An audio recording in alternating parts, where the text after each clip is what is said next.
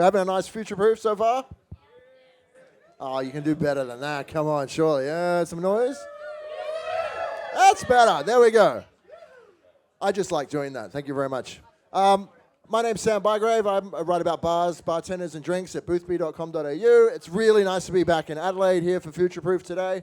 I've lived here for a few years when I was a kid, so it's always lovely to come back to Adelaide. Some really good things happening in the industry here. And today we're talking about the industry. We're talking about, I guess, how to future-proof, I do it every time, future-proof the industry. With me today to talk about this, we've got two of probably Australia's best bartenders, easily. Let's get started with the introductions. From Birdie in Melbourne, we have Mr. Samuel Thornhill. Give him a round of applause, please. Now, Sam got the #1 drink on the Boothby Drink of the Year Awards last year. It was the Bad Apple. It was all full of fermented ingredients and some wizardry that is well beyond me, but an incredibly delicious drink, one that's inspired a lot of people. So it's really good to have him here from one of the best bars in the country as well. Thanks for joining us, Sam. Thanks for having me. And the local legend himself from maybe May. I don't know if you guys have heard of the bar. It's a little cocktail bar. I think couple of years in, they might be doing okay at the moment. How many years is it now? Coming up to 10. Coming up to 10 years. So I think there might be a positive future ahead for this little upstart bar. It's Nick Corletto. Give him a round of applause, please. Really good to have you here, Nick. He makes some of the best drinks going around. He had a couple of drinks on the top 50 last year as well. I was in maybe May this afternoon. There's is it Middleton mango drink? That's the guy, yeah. Yeah, I smashed the crap out of that. That was delicious. Excellent. I'm going back for more after we're done here tonight. Very good. It was wonderful stuff. So thanks for coming along as well. We're going to talk about future-proofing the industry in a few kind of, I guess, different lenses. So from a sustainability angle, but that can cover a lot of things, right? It can cover spirits, it can cover the drinks that you make, the way you run your bars, but also the human element as well. So I'm really looking forward to getting into it with these guys. They're smart guys. I guess it's important to know what makes a strong industry if we're going to work out how we're going to future-proof the industry. So I think what makes a strong industry often is, you know, those bars that have been around for 10 years and more, these kind of institution bars. So my question to you guys first up is, what gives a bar longevity? Nick, you want to start with you? I think more than almost anything else, and especially after 10 years of tenure in the one space, is I can definitely say people are what makes the bar, community and the people that are surrounding you. Pretty much everything that we do in this industry revolves around the human beings that are behind it, what they offer, what their, I guess, like their take on the whole thing is, and how to best enjoy themselves, really. And that's what bars have to cater for, is people and communities. Well, what about those people, say maybe May stick around for 10 years? And is it that interaction with, you know, the clientele as well, the other people on the other side of the bar? I think we're just kind of making it up as we go, to be perfectly You honest. can't be. It's 10 years now. Come on. I'm not going to take that for an answer. But I think it does. Therein lies the thing is, like, that question is answered differently year on year.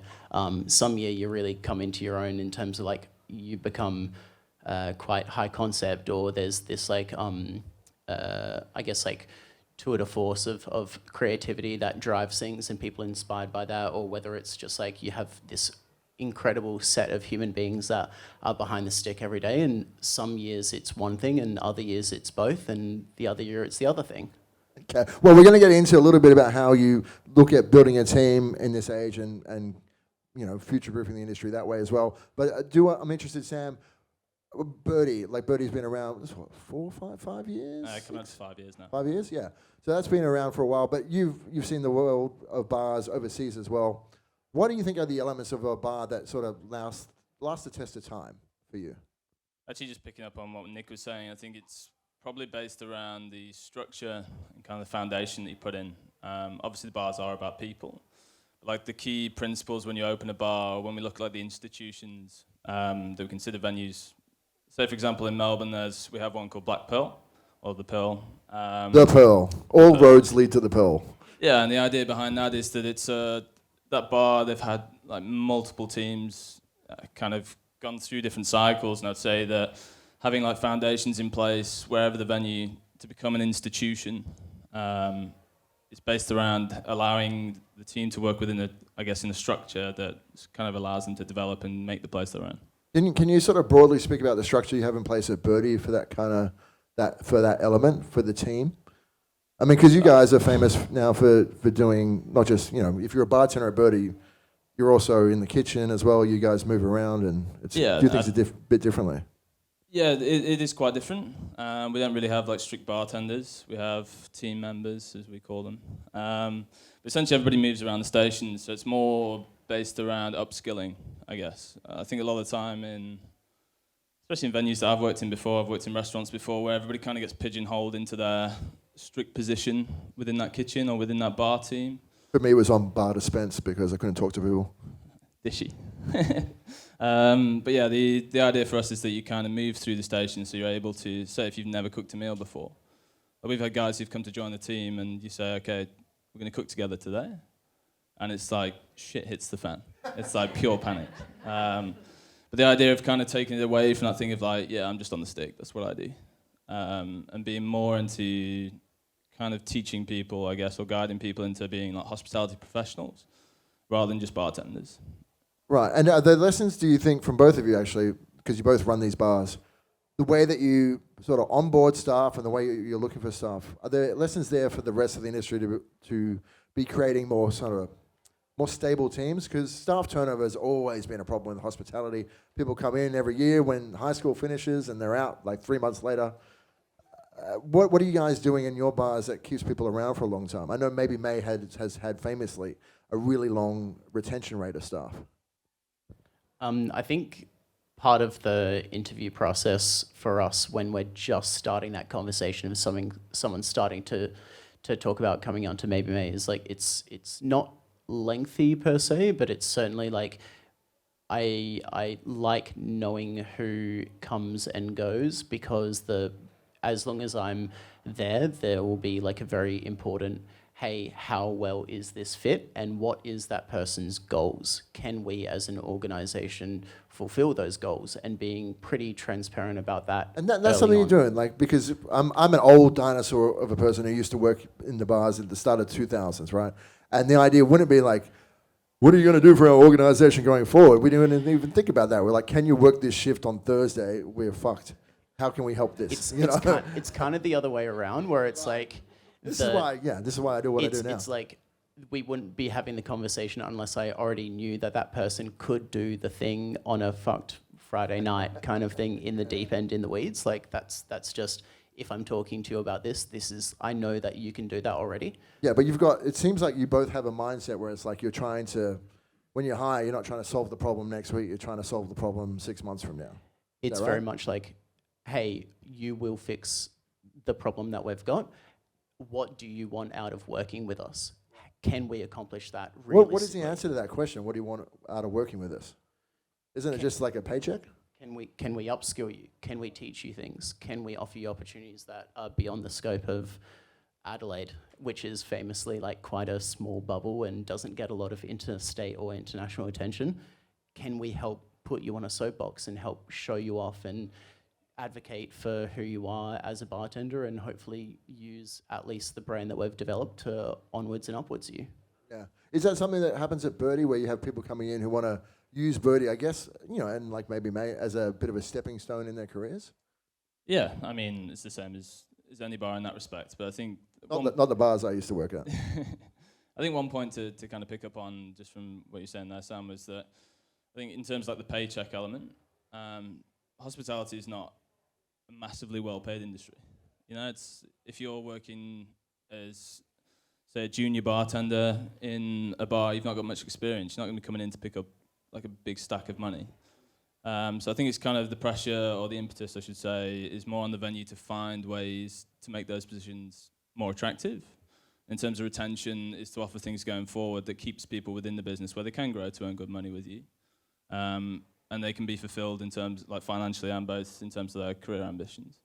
Are you finding that pressure more and more these days? Because, I mean, cost of living things, it's a real problem, and the weight of that kind of situation that we're living in through at the moment is going on the sort of frontline staff who aren't getting paid the most money in a venue. What are you guys doing to sort of help alleviate that or address that concern for bartenders? And for front of house staff and for whoever? I mean, it's really hard in that sense. We're in a cost of living crisis at the moment. Everything is more expensive. We're not in a bubble where that doesn't affect the business. And the way that we operate obviously reflects that. Like for example, our cocktails are probably on the more expensive end of the spectrum, I'd say, in terms of the city that we operate in. But we're pretty transparent about why that is. And labour cost, I think, has traditionally been something that kind of gets pushed to the side. People have like quite a warped perception of what value is in like the cost of labour, especially in relation to bars compared to restaurants. I think that's a really big distinction that we have. Why is that? What's that about? Because people are happy to spend $50 on a steak sometimes, but not $10 on a drink. I mean, I think it's because people get pissed in bars. That's the the top and bottom of it. It's like if your value system's based around how much booze you can get for your buck, then yeah, of course you're going to look at bars and be like, I'm not going to pay more than X, Y, Z for as much alcohol as I need to have a good night. But I think there's cheaper ways to get that fixed as well. You just get a bottle from the bottle shop and go home, right? Yeah, but I think the perception of that is changing, and that's a really good thing that we see. Like a lot of venues, especially with the way the market is at the moment, where there's like a real move towards sort of low and no options within venues. I think that sort of perception has changed, where people are becoming more open to spending money based around the offering that people have, rather than just on a night out. Okay, moving slightly away from the sort of more human element to things to more the environmental sustainability thing. It's been a huge topic in the industry for the last, 10 years or so. But we seem to keep talking about the same things at every kind of one of these sorts of things I'm ever at. What does sustainability mean to each of you? I might start with you first, Sam. When it comes to sort of producers and the product side of things. I think it's quite a bit of a minefield as a term, and specifically in how people view bars that consider themselves like sustainable. Because you guys are you have relationships with producers, with farmers and everything. People would probably call you guys a reasonably sustainable bar. Yeah, I wouldn't. No? Yeah, no, I really struggle with that term actually. I find there's a difference between understanding your supply chain and exactly where the best windows are to be the most sustainable that you can in a year. But if you ask people like Matt Wiley, he's supposedly the first zero waste bar in the world. He wouldn't say that himself. He would say that they're on the way to being that. And we can certainly I'm pretty sure he's got it on his business card, but anyway. But people are making amazing strides in that field, but I think that we judge people based on whether they are zero waste rather than low waste. And kind of lessening your impact is what I consider having a sustainable approach, kind of changing your operations to reflect how you value things like produce, using produce when it's in peak season, using the entirety of that produce. It's kind of a two-way street between producer and also us kind of maximising and doing justice to the produce that people are producing. I want to come to you on this in a second, Nick, but just following that up, because you do talk, how much work is involved, though, in being this kind of thoughtful about the ingredients you're using and developing the relationships with those producers? And is it a costly exercise to do, or is it something that can be adopted more widely outside of the smaller kind of confines of Birdie? I think it's more of about being... Is there a high volume way to do this? Yeah, I think so. I think it should be the basic principle for most bars, wherever they can, is to focus on the local community, the community that supports the bar. We put a lot of emphasis into spirits brands that we stock on the back bar. I'm obviously in a bit of a weird situation because we don't have any on the back bar. You don't have a back bar? We don't have a back bar. We've got a pretty grey wall that sits behind the bar. But the idea for me is I think we have a real focus on the liquid component, or I say the alcohol component in bars, but we can have the same focus or consideration, I should say, in terms of the producers that we work with. In terms of a volume perspective, I think you have to be a little bit pragmatic around it. It's about lessening that impact rather than completely eliminating that problem, because it's a long process. But yeah, I think from the perspective of branching that out into larger venues, if you can work with the right producers and ones that are as local as possible, that's making a big step towards trying to be more sustainable. Nick, I know you've got some ideas about sustainability. What does sustainability mean to you when it comes to sort of the spirits that we use, for instance?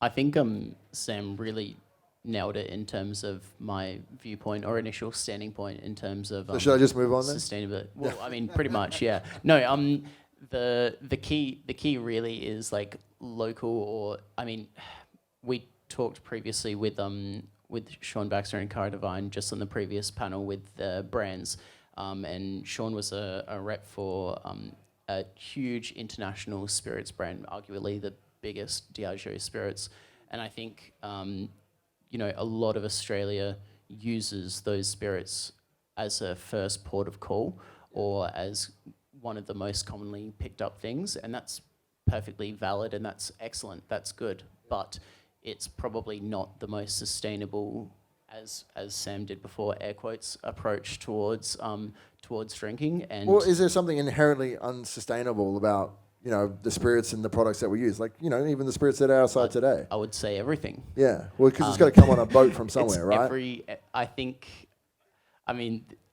It's pretty.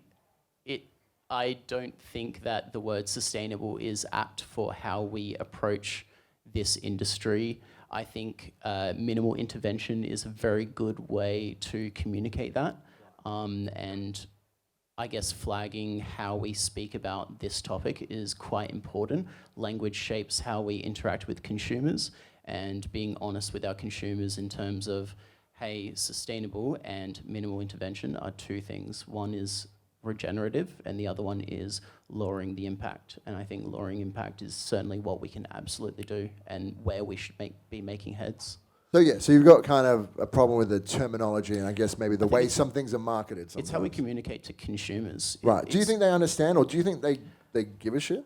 I think they vote with their wallet, and I think that's a realistic thing to understand. Is sustainability is the hot topic, and this term greenwashing is now a thing that is used in terms of marketing, in terms of criticizing people who use this as an asset towards their brand or how they position themselves in a market. I think language shapes that, and I think using the word sustainable is not entirely honest to our consumers, and I think we should probably think a little bit more about how we use that word sustainable. We should probably use it more sustainably. We should probably use it with minimal intervention or minimal intervention. Okay. I mean, what kind of world would you like to see? I mean, I know maybe May does a lot of stuff with local spirits producers, local ingredients producers. Same thing for Birdie. I mean, but not exclusively. Not exclusively. Okay. Where do you draw the line then when you're like, okay, we're using a lot of local stuff, but when do you go, yeah, I can deal with that choice to use something from overseas or something that's from far away? When do you make that call? I think, as with all businesses, it comes to a bottom line. Like, how much can we match our It's not ethics? about the dollars, man. I hope there's going to be an artistic answer. I think operationally, you kind of have to, and that's in almost every sustainable approach to business, whichever industry you're in, does talk about bottom line in terms of how they can match that with their ethics on sustainability. And I think your business is unique, no matter what anyone says, and you have to make that ethical call yourself in terms of balancing that P&L sheet versus how sustainable or minimal intervention you are or minimal impact you are. How hard and fast is that rule at Birdie about using local stuff? I mean, do you use international products? None at all. None. Okay. So it's a hard line. Yeah. What's that about? What's the thinking behind that? Well, I mean, for us, it's a decision that's tied into the core concept of the bar. We obviously focus on local and seasonal produce, but Birdie is based around kind of creating this idea of time and place. So kind of being shaped by the environment that's around you. For us, if we were using international spirits, then it wouldn't really particularly reflect what it's like to be in Victoria or in Melbourne or Australia in 2024 at the moment. So the idea for us was that it's less of a focus on the spirit base in the drinks program and more of a focus on the environment that we're pulling from. It's also really baked into the concept of the place. Same to agree with maybe May, right? It's very much focusing on the surrounding area. How important is that time and place and that sense of time and place to what you think the success of those bars are? Is it, and because like there's a lot of bars out there, a lot of bars that are you'll go to which are good for popping in for a gin and tonic or something, and then you never really remember them again. But you guys have quite distinctive bars. Yeah, I mean, I think for me, the best bars are the ones that you can only experience in that moment. I think there's certain bars that you go to where you like that. If we talk about institutions and we kind of circle back to that, there's certain bars that you go to for consistency and reliability in terms of what you're looking for, and you know you'll have. Like I know what I'm getting at Black Pearl, right? Yeah, exactly. You know, you don't. I'm not going to say it. But there's other bars that you might go to that I would say are based around being in that moment. So that might be kind of centered on the atmosphere in the place, like the people behind that. It might be based around like the concept of that bar. But the best bars for me are the ones that you go to and you're like, fuck, I don't think I'm going to have this experience again. What are your thoughts on that, Nick? Yeah, pretty spot on. I mean, there's a million bars in the world, and it really depends on that crystallizing that time and place and that feeling. And that's a very personal feeling, and I think that's what a lot of consumers really empathize with if they're slowing down and really thinking about it. But you also don't need to have all high-end bars, right? You can still have, you know, like a Good Water in Melbourne or something that's very, you know, it's distinct, it's localized in the community, but it's not a big barn that's faceless and nameless. I think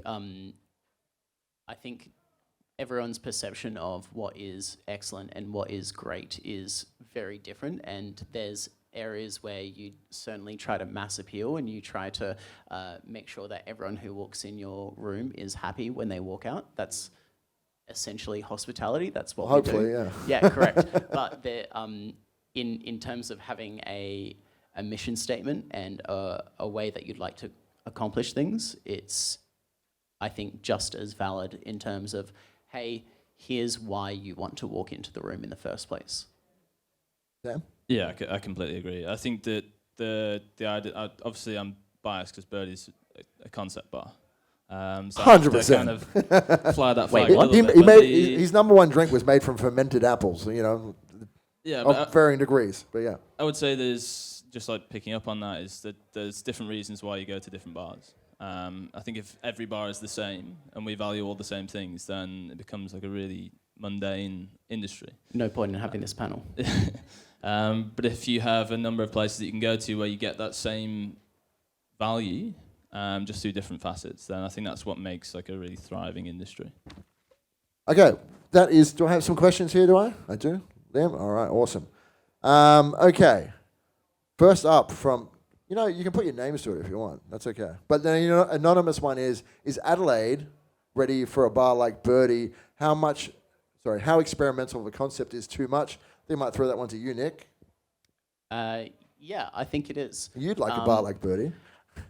Yeah, absolutely, I would. I think the general gist is really just it needs someone behind it who wants to do that and is willing to sit there and sacrifice at least a little bit to get there. I think Adelaide has a real, like, hey, if it's not popular in the first 2 years, like, just abandon the thing and move on kind of deal. Yeah, but that's everywhere. Yeah, but... Sydney is like 2 months, man. But Sydney has, like, a lot more money behind it to keep that dream going. And we have a lot more shit venues as well. So, you know, swings and roundabouts. What do you think, Sam? I mean, I'd probably less, I guess, sort of an authority on that question based in Adelaide, but I would say that... but is it a concept that's extendable to other places? Oh yeah, 100%. Yeah. It's based around the environment it's surrounded in. So I think the main thing in terms of like, Birdie's a small family-owned business. There's not massive money behind it at all. Like, it's owned by 2 operators who are super passionate about celebrating the community that they find themselves in, and that's the community that they operate in. And the whole concept behind that kind of bar is about celebrating the people that they find inspiring within that community. So I think Adelaide's like tailor-made for that kind of venue, as is every other state in Australia. We've got an amazing community over here. I'm relatively new to it, But it's been one of the things that stood out to me since I've been in Australia is that like it's a massively supportive network. So those kind of venues aren't out of the realms at all. Yeah. Another question is that the way that Birdie is set up is more like a restaurant than a traditional bar. What are the advantages and disadvantages to positioning yourselves that way? And I think I'd like to add to that and just go, there's been a bit of talk about the death of the pure play cocktail bar. You've got to offer food now. You've got to do all this other stuff. What are the advantages there, the way you guys are set up? Yeah, I mean, I went on a bit of a rant about that a while ago. But yeah, I mean, for us, rants are welcome. That's fine. Yeah, I would say we probably sit between a bar and a restaurant. At its core, we're a cocktail bar. We just have a sequence of service that you'd find quite similarly in different restaurants. That just reflects the offering that we have. You know, if you put our sequence of service into, say, Baxter's or like Ramblin' Rascals, it just would, you know, it wouldn't work at all. But we're that sort of. I mean, I'd be keen to see it at Rascals, just because who knows what they would do there. But I guess the benefits of it is that it's a really clear structure that we work within for the team, and it's a really clear sort of setup for the guests to understand as well. Another question I've got here is, in terms of career sustainability, how can you help bounce back from the inevitable burnout? And what I'd like to add to that is, do you guys have work-life balance in what you do? What's that? I would like to mirror that remark also. Well, like this idea of burnout, is that kind of just part and parcel, or is it hospitality specific, or is it, what can we do about it as well? It takes different forms, given post-COVID, I feel is like a big, changing point in terms of pre-COVID. A lot of burnout was really involved with like fast-paced environment, everyone trying to go full pace all the time, working a lot, really ambitious. That was the flavour of burnout back then, and I think the flavour of burnout in a post-COVID environment, just anecdotally from a lot of people that I've talked to about this kind of thing, which is a big thing, is it's like being tired. And it's common amongst everyone in a post-COVID environment, and I think that's a real changing of the guard or changing of the flavour kind of thing in terms of burnout. Yeah. I'm going to park that flavour of burnout and come back to that. What do you think, Sam? I think there's a balance between the two, really, in terms of when we talk about work-life balance. How many hours a week do you work? Me? Yeah. Strictly 40. But I would say I actually read this won't be used in a court against you, okay? But I actually read a really interesting article the other day that was talking about work-life balance and how a lot of the time we have this perception where I think people kind of forget sometimes that to operate at like the pointy end of an industry, whether that's hospitality, sales, marketing, whatever. If you want to have exceptional results, sometimes you have to work exceptionally hard.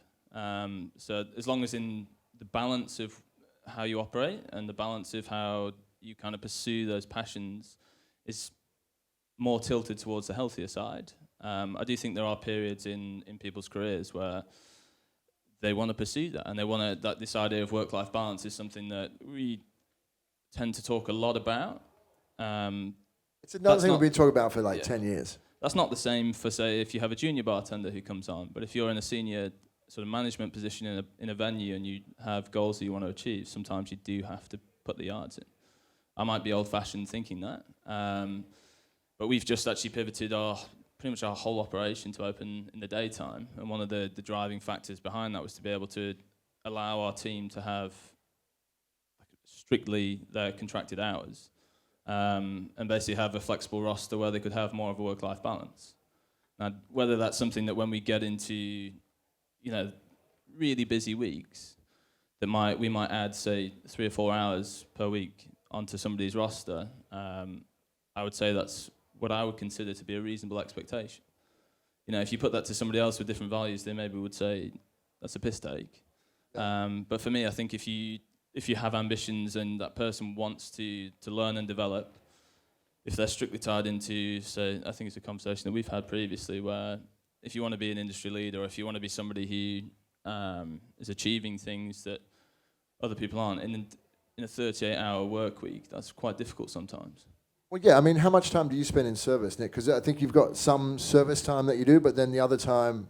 I still try to maintain some service time, but more and more my, I guess my work week revolves around making sure that everyone who is in service is fully supported and making sure that they're doing the thing.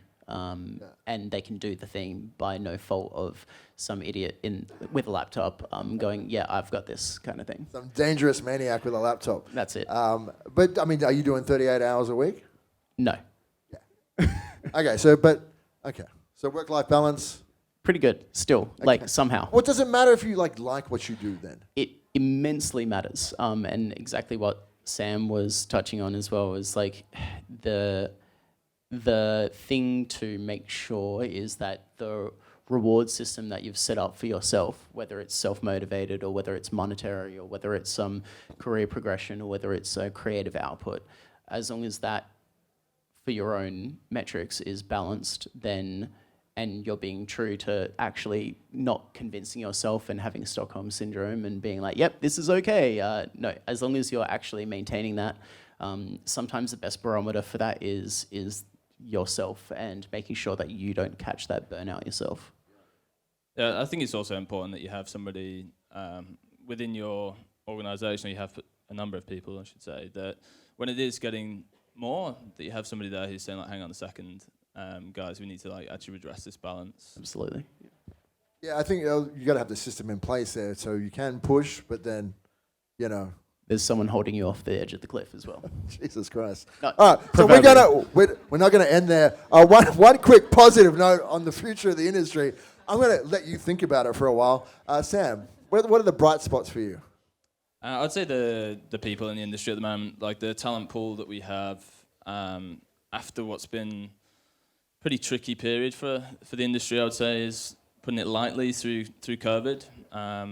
I think one of the biggest positives for me that I always say at the moment is that when COVID came, we had a lot of people who left the industry for a multitude of different reasons. A lot of people who left Australia. But what that did was it meant that the people who kind of were pushed through that hellhole that happened, it kind of condensed down, and the people who are in hospitality really want to be in hospitality. They're really passionate. Their life is about it. Yeah. So the people who are dedicated to a career in hospitality have been afforded opportunities that maybe they wouldn't have been before, or they come a little bit easier. They would have pre-COVID. And I think we're starting to see the benefits of that with some really, really talented people in the industry. Now, Nick, as a leader of the community in Adelaide, what are you going to send them out into the night with a positive message about? I think a lot of Australian and Adelaide bars are really embracing newer generations of staff, and they're really coming around to, as Sam touched on as well, is like they're really coming along to we've crystallise some people who are leaders in their own right, who have strived through what has been a difficult period in hospitality, and they're leaders in their own right, and their enthusiasm and motivation to keep on going through all of that is really incredible, and it's the pillar of what we have to build on today, and they continue to inspire and continue to create a new generation of kids who are came out of COVID having no context of being at a nightclub and being piss-wrecked at 18 and just going through that rigmarole kind of thing, and then realising, hey, that's Sorry, what was that term? Rigmarole. No. Oh, piss-wrecked. Piss-wrecked, okay. Yeah, which no, one? I like it. Which one? I'm going to pocket that one. I like that one. Yeah, cool, Good. keep it. But the gist is there's leaders now who have seen that push in that really tight space, and then they're leading and inspiring a new generation, and it's one of the best things to see. I think especially in Adelaide, and I think I see a lot of it in Sydney and Melbourne especially. There's just so many rookies and so many juniors who are so switched on and so hungry, and I'm quietly very relieved that that's the case after all of this as well. Well, the level of knowledge among the younger generation is higher than it's ever been, and it blows my mind. Can we please give them a round of applause? Thank you very much for your insights, folks.